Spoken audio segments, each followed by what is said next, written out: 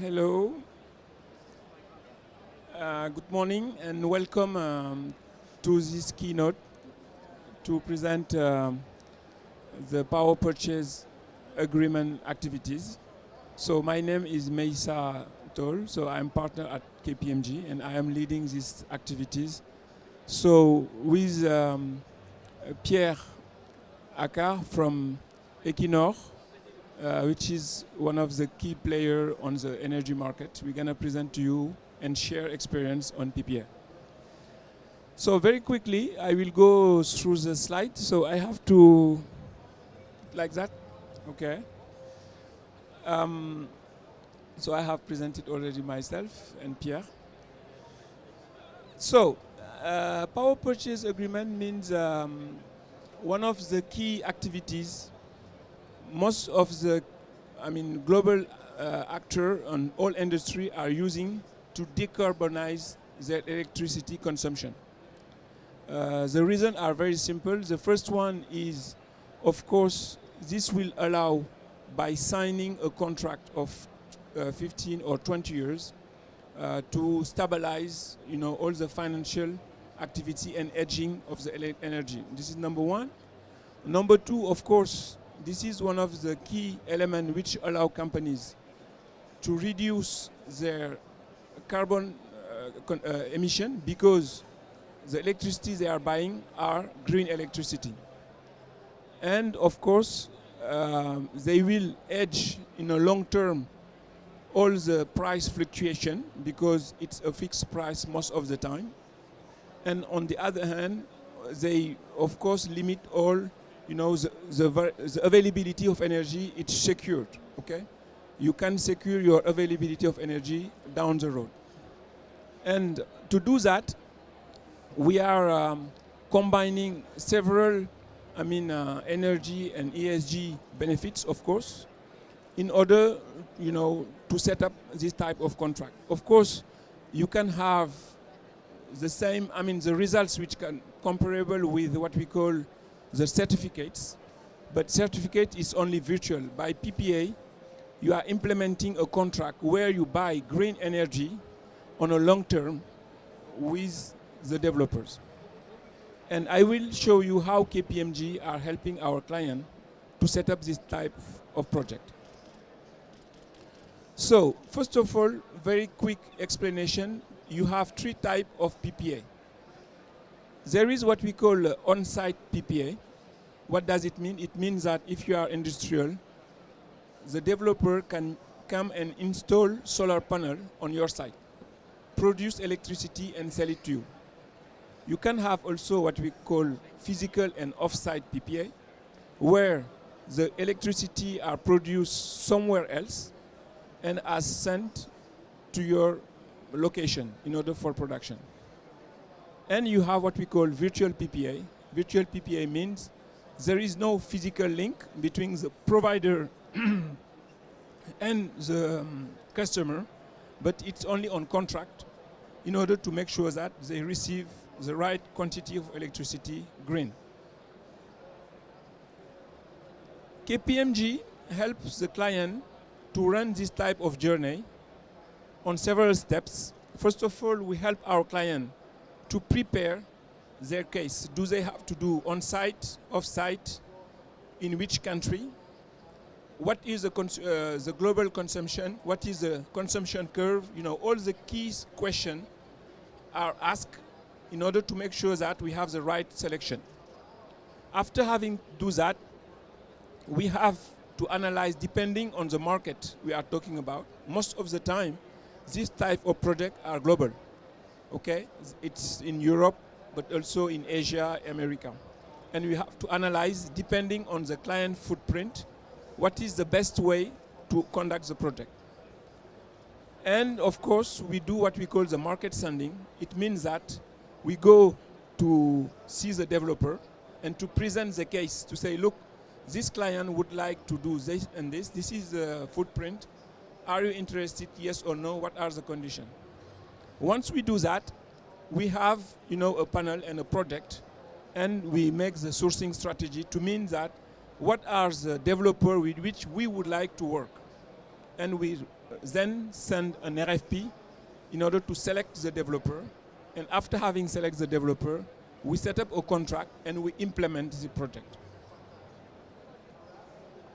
So to do that, of course, we need several skills and competencies.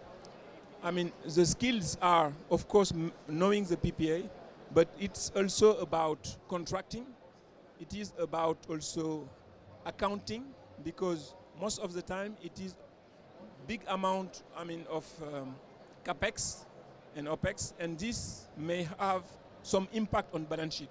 And with the accounting, we have all the services to help company to make it off balance sheet. And finally, of course, we have to monitor this project because they are a very complex project. So this is one example where we have helped one of the key clients called Forestia. Last year, we were here with Forestia presenting their case. And KPMG has helped Forestia around the world in 30 countries to implement this type of project. So the Forestia case was on-site PPA covering 200 sites around the world. So I will hand over to Pierre to present what they are doing as a developer. Pierre. Thank you, Meissa, for the great introduction to PPAs. Can we just connect the computer to the HDMI? So, yeah, my name is Pierre. I'm a senior investment analyst at Equinor Ventures, the corporate venture capital fund of Equinor. And I will try to show some concrete example of how we use PPAs in our strategy to become an energy major in the energy transition. Just a few facts about Equinor. We are a Norwegian oil and gas and historical oil and gas company, but now transforming into an energy company. We have 20,000 employees represented in about 30 countries. We have about 2 million barrels of oil equivalent produced per day. But we are rising very quickly on the electricity side, and we now have 1.5 gigawatt hours of production, but that should be multiplied by 10 or 20 in the next 10 years. And that's where PPA will play important role. Just about the value chain we cover, we are integrated from upstream to downstream, and especially in the marketing and trading. That's where we are looking at PPAs to be able to market our power that we produce. So as we are moving toward the more energy and electricity market, we will rely more and more on PPAs to engage with customers and also hedge our production and projects going forward. That's why we looked at ways to do that, and we have acquired a company called Danske Commodities in 2019, which is specialized in commodity trading and especially in PPAs. They do a lot of kind of PPAs, and they are our, let's say, arm to develop this market. Just about Danske Commodities, they manage about 7 gigawatt of assets as of today, and they have coverage in more than 30 countries, and they are totally owned by Equinor as of today. They are active in 40 markets, as I said, and for Equinor, it's very important to now that the market has been at the beginning relying on subsidies, but it's more and more turning towards something more based on the profit of the project themselves. So that's where the PPA are going to play an important part. And we have a few examples of what Danske Commodities has been doing in the last 2 years. For example, Doggerbank, which is our biggest project in the North Sea with 3.6 gigawatt of offshore wind. They have negotiated a 50 years PPA for the first 3 stage of the project, and they're also looking at project more short terms, like with Corey Group and WPD in Germany and in the UK. So for Equinor, the vision is that in the future we will rely on a portfolio approach of PPAs, and that will help us to hedge against the risks, and also help us also to finance the different projects we will try to develop in the renewable space.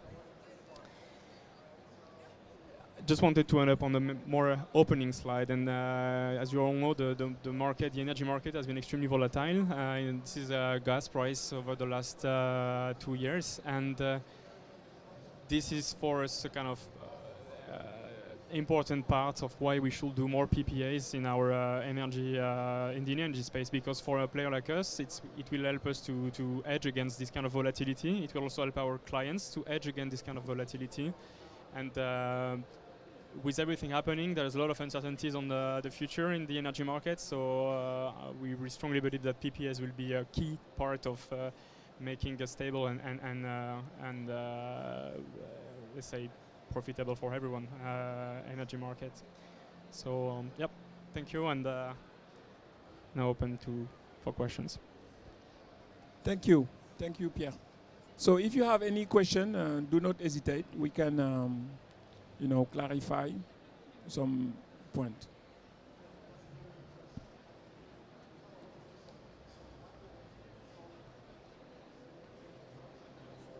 You have a question?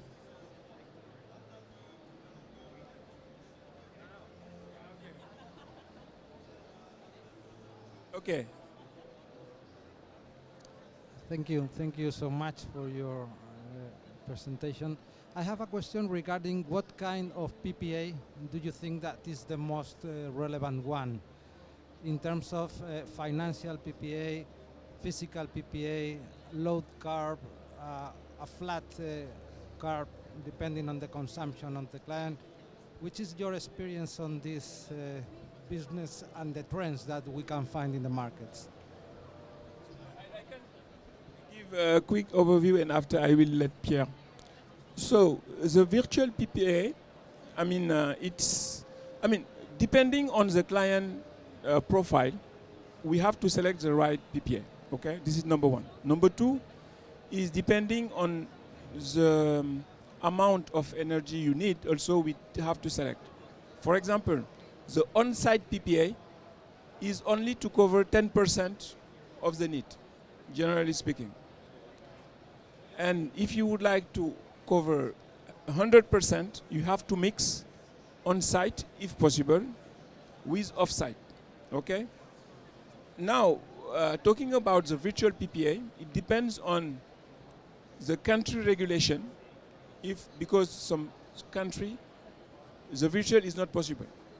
And the virtual means also on the country to have the right connection and agreement on a region. For example, in Europe, you can do it. In the US, it will be more complicated. And in Asia also, it is more complicated. But depending on the region, you have to mix between on-site, off-site, and the virtual one. So there is not one which is completely answering to 100% of the case. Okay? Before going to Pierre, what we have to tell also is, in terms of financial agreement, for each of the contract, it is a negotiation depending on how do you want the contract to be connected. For example, do you pay as produce or you pay as you consume? Do you have the possibility to re-inject what you do not consume to the network, to the grid? You have several questions which will help you to shape the financial effectiveness of your contract. Pierre? So, as we said, we use Danske Commodities for this kind of this technical question. I won't be able to answer that, but what we see is that PPAs are becoming more and more complex. It will be extremely, I think we are going to see new form and new type of PPAs being developed in the future. And from a venture side, that's where also we are looking for new business model, new startups. And that's where we think there will be a lot of innovation. What we call PPA in the electricity was we used to call long-term contract in the gas market. It's not that, it's different because the market is different, but the concept is a bit the same. And so it's just adjusting to the different source of productions and how do you hedge that. But so, yeah, I don't know if I answered your question, but that's the way we see it from a venture perspective. And if you want more details, we can connect you to the people in Danske Commodities or Equinor. That would be the best to answer that. what is really very important, as I said before, is really depending on the client footprint, where they are located, which country, which region, what will be the best framework depending on this footprint. This is a very strategic analysis in order to make sure that we take the right decision upfront. Because you do not have between two contracts and two countries or two companies with different footprint, it's completely different the way you would like, to shape the contract. Now, the good news also is, has been said by Pierre, I mean, all the developers, right now you have something like 30 big developers like Equinor in the world. And you have the regulation which is on the right level to push companies to go to green electricity. And you have the offer from the developer which are very strong. And the new program in wind or solar are pumping up. The investment are huge. You have also new private equity companies which are, like BlackRock or something like that. And funds, they have dedicated funds to that. So the market is really, very dynamic on this area. Okay, so thank you very much for your time, and do not hesitate if you have any question. We can answer that offline. Thank you very much. Thank you. And thank you KPMG for the invitation. Thank you.